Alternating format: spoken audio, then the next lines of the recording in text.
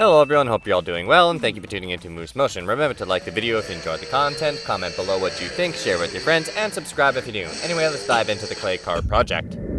During this video, we'll be returning back to the clay car wagon. I know I'm disappointed I haven't been able to get that animation done yet. Unfortunately, there's been a bit of a heat wave going on in Canada where I live, so it's been a bit of a touchy subject. I don't want things to melt, so unfortunately kind of had to put things off just for a slight bit.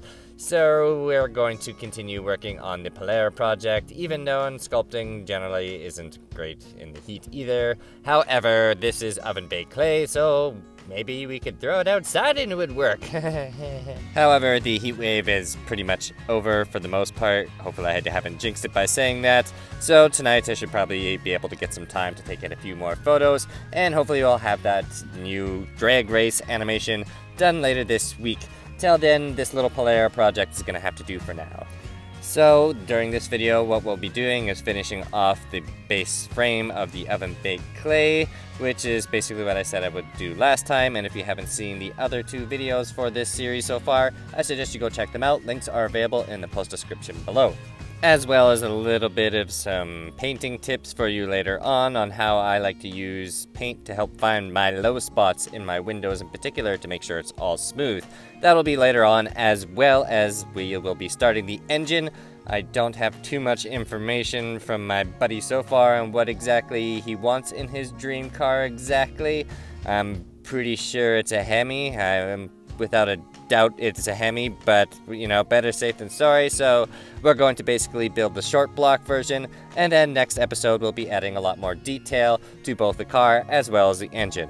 As always, if you enjoyed this video, be sure to smash that like button, comment below what you think. Now, I understand it is a wagon, probably not exactly tickling everyone's fancy here. It's nowhere near as cool as, say, the Hot Rod or the AE86. However, cool old school big 60s wagons do have their place in the car community, and it's what my friend likes, so I'll base this car for him because he is a character in my stop motion animations. And if you would like to see those and by chance haven't seen them, yeah, go check out post description links. Those are important. Go check out the animations because that takes hours.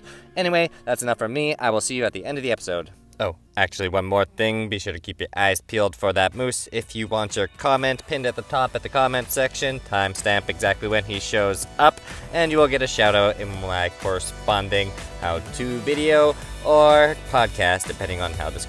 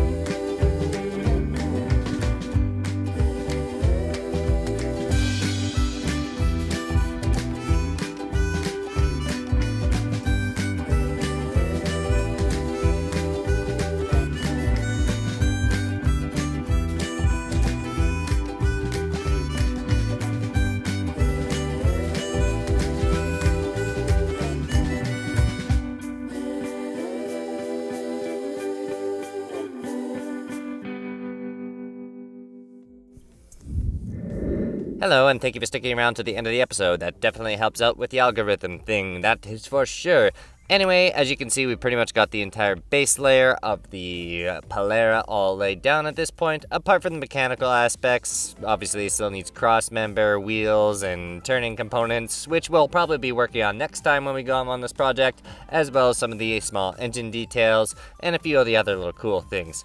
Probably won't get to laying down any plasticine just at that point, mainly because that is one of the last steps I like to do, because unfortunately it kind of gets dirty pretty easily. It'll suck the dirt right out of your pores and then show up on your model, which you don't want. So be sure you have your post notifications turned on so you don't miss any of my new animations or the Polara build. Hey, you made it this far. Remember to like, comment, share with your friends, and subscribe if you're new. Anyway, that's enough from me. Till next time, take it easy.